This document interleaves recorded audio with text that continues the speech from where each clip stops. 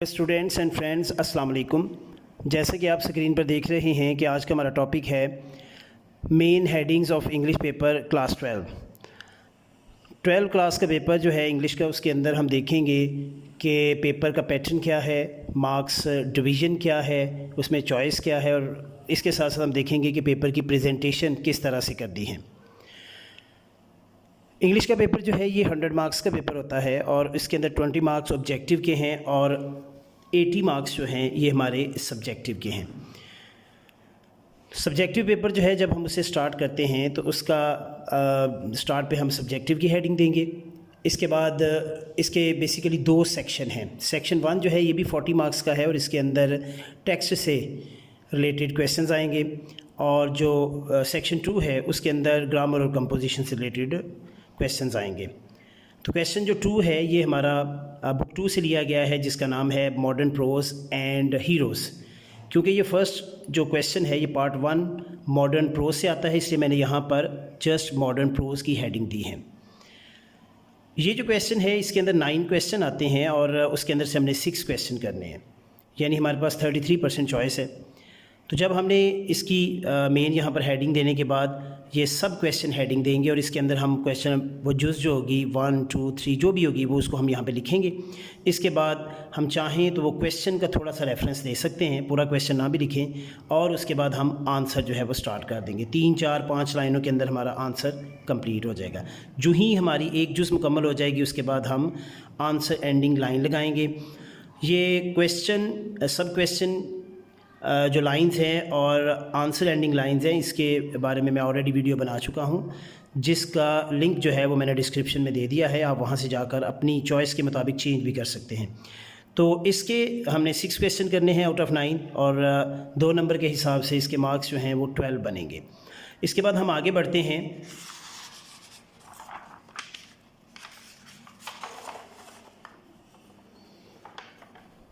Next question जो है ये क्वेश्चन नंबर हमारा 3 है, ये भी उसी से रिलेटेड था, मॉडर्न प्रोज एंड हीरोज़। तो क्योंकि इसके अंदर हीरो से रिलेटेड है इसलिए मैंने यहाँ पर जस्ट हीरो की हेडिंग दे दी है। इसी तरह से हम यहाँ पे ये करेंगे कि यहाँ पर हमें 8 क्वेश्चन आएंगे जिसमें से हमने 6 करने हैं। तो इसके भी मार्क्स जो हैं वो 12 ही मार्क्स हैं। तो जब हम इसकी हेडिंग के बाद हम इसका जुज़ लिखेंगे तो जुज़ का जो भी नंबर होगा वो यहाँ पर हम ऐड करेंगे, और थोड़ा सा मैंने यहाँ पे डिज़ाइन किया हुआ है इसकी खूबसूरती के लिए। आप क्वेश्चन का वो हिंट दे सकते हैं, इसके बाद और आंसर लिखेंगे। तो आंसर के लिए ये 3 4 5 लाइनें मैंने छोड़ी हैं। जो ही हमारा आंसर मुकम्मल होता है उसके बाद आप आंसर एंडिंग लाइन लगाएंगे। क्योंकि यहाँ पर 6 क्वेश्चन करने हैं हमने, इसलिए हमें यही प्रोसेस जो है ये 6 दफ़ा दोहराना पड़ेगा। तो 12 नंबर फर्स्ट क्वेश्चन यानी क्वेश्चन नंबर 2 के और 12 नंबर ही क्वेश्चन नंबर 3 के हैं। इसके बाद क्वेश्चन नंबर 4 हमारा आ जाता है और ये नावल से रिलेटेड है, और हमारा नावल है गुड बाय मिस्टर चिप्स। मैंने उसकी शॉर्ट फॉर्म मिस्टर चिप्स जो है यहाँ पर मेंशन किया है, और इसके अंदर से हमें 12 क्वेश्चन आएंगे जिसमें हमने 8 क्वेश्चन करने हैं और उसके 16 नंबर हैं।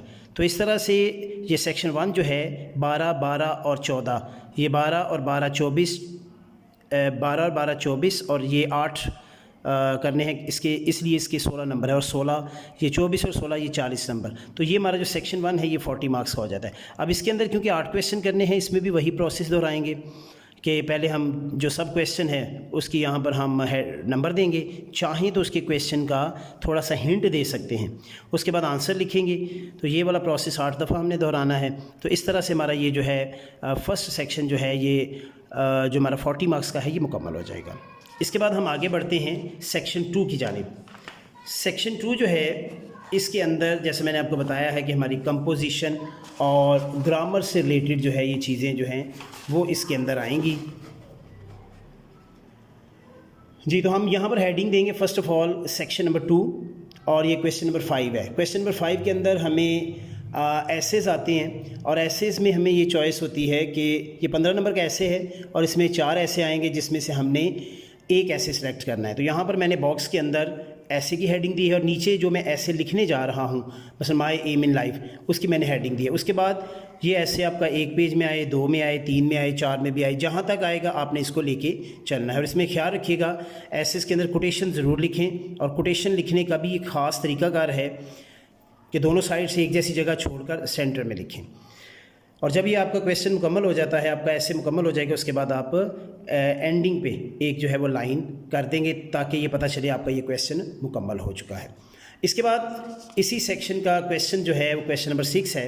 और क्वेश्चन नंबर 6 जो है ये बेसिकली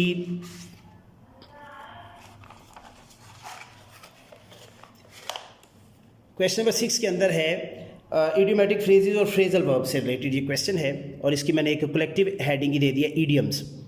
याद रखिएगा इसके अंदर ईडियम्स और फ्रेजल वर्ब दोनों शामिल हैं। तो ईडियम्स की मैंने इसकी एक हेडिंग दे दी है और हमें ये 7 ईडियम्स आते हैं और फ्रेजल वर्ब मिक्स होता है, जिसमें से हमने 5 करने हैं। तो इसके भी 10 मार्क्स हैं। इसकी मैंने थोड़ी सी डिज़ाइनिंग यहाँ पर कुछ इस तरह से कर दी है कि एक साइड पे ईडियम्स और दूसरी तरफ सेंटेंसेस मैंने मेंशन कर दिए हैं। यहाँ पर आप जब आप ईडियम लिखेंगे और ये उसके आगे मैंने एरो का साइन दिया हुआ है, यहाँ से आप उस ईडियम का 2 लाइनें मैंने छोड़ी हैं, आप 3 भी छोड़ सकते हैं। 2 लाइनों के मुताबिक आप इसे कंप्लीट कर लें। और अगर आप समझते हैं 3 करनी है तो ये इसको एक एक आगे ले जाएं और ये नीचे तक चला जाएगा। यहाँ मैंने ये 7 बनाए हैं, आप चाहें तो 7 ही लिख सकते हैं। वैसे भी पेपर के अंदर 1 या 2 क्वेश्चन या एक आध जुज़ जो है अगर हम एक्स्ट्रा करें तो उसका एक अच्छा इम्पैक्ट रहता है। तो ये मैंने यहाँ पर ईडियम और आगे उसका सेंटेंस, तो ये मैंने 7 बनाए हैं। तो यूँ ही आप इसको ये मुकम्मल हो जाए उसके बाद आप इसके ना क्वेश्चन की एंडिंग लाइन लगा दीजिएगा। इसके हम आगे बढ़ते हैं। इसका लास्ट क्वेश्चन जो है, लास्ट क्वेश्चन है ट्रांसलेट इनटू इंग्लिश। याद रखिएगा कि फ़र्स्ट ईयर में ट्रांसलेट इनटू उर्दू है और जो कि हमें टेक्स्ट से पैराग्राफ आता है। यहाँ पर जो है ये ट्रांसलेशन इनटू हमें आएगी इंग्लिश। तो लिहाजा इंग्लिश के हमें रूल्स रेगुलेशन को सामने रखते हुए करना है। यहाँ इस चीज़ का ख्याल रखिएगा कि ये एक कंटिन्यूस पैराग्राफ है और एक ही पैराग्राफ आना है जिसको हमने करना है। तो इसके अंदर करते हुए इस चीज़ का ख्याल रखें कि जब आप ट्रांसलेशन करें तो उसके अंदर इडियोमेटिक फ्रेजेस या फ्रेजल वर्ब का इस्तेमाल अच्छी तरह से करें। ऐसा करने से आपके मार्क्स लेने की सलाहियत जो है वो बढ़ जाती है और एग्जामिनर आपको अच्छे मार्क्स यहाँ से देगा। तो यहाँ पर भी मैंने क्वेश्चन नंबर 7 ट्रांसलेशन, और यहाँ से आप इसकी जो ट्रांसलेशन है वो शुरू कर दें। इसके 2 तरीके हैं, चाहे तो 1 लाइन उर्दू लिख लें या पूरा पैरा उर्दू का लिख लें फिर ट्रांसलेशन कर लें, या 1 लाइन उर्दू की और उसके साथ साथ उसकी ट्रांसलेशन करें, और या फिर आप उर्दू को बिल्कुल ना लिखें, सारी की सारी जो ट्रांसलेशन है वो लिखें। यहाँ इस चीज़ का ख्याल रखें कि कटिंग वगैरह ना करें, ये चीज़ एक बैड इम्पैक्ट क्रिएट करती है। तो जो ही आपकी ट्रांसलेशन मुकम्मल होती है, आपने ट्रांसलेशन को मुकम्मल करने के बाद लास्ट के ऊपर ये एंडिंग जो लाइन है आप लगा दें। आप चाहें तो इसको एंड तक भी लेके जा सकते हैं, ये आपकी मर्ज़ी पे डिपेंड करता है। तो इस तरह से आपने इस क्वेश्चन को करना है।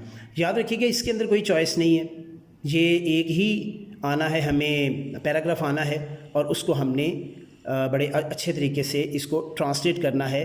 और जैसे मैंने पहले भी कहा कि इडियोमेटिक फ्रेजेज और फ्रेजल वर्ब का इस्तेमाल जो है उसका हमने ख़ास ख्याल रखना है। इन चीज़ों के एडिशन से हमें बेहतर जो है वो मार्क्स मिलेंगे।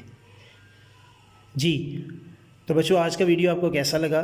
वीडियो को लाइक करें, कमेंट करें, शेयर करें, और ताकि दूसरे ज़्यादा से ज़्यादा इससे फ़ायदा, आपके साथ साथ दूसरे भी फ़ायदा इससे ले सकें। बच्चों अपना ख्याल रखिएगा और मुझे दुआओं में याद रखिएगा। अल्लाह हाफ़िज़।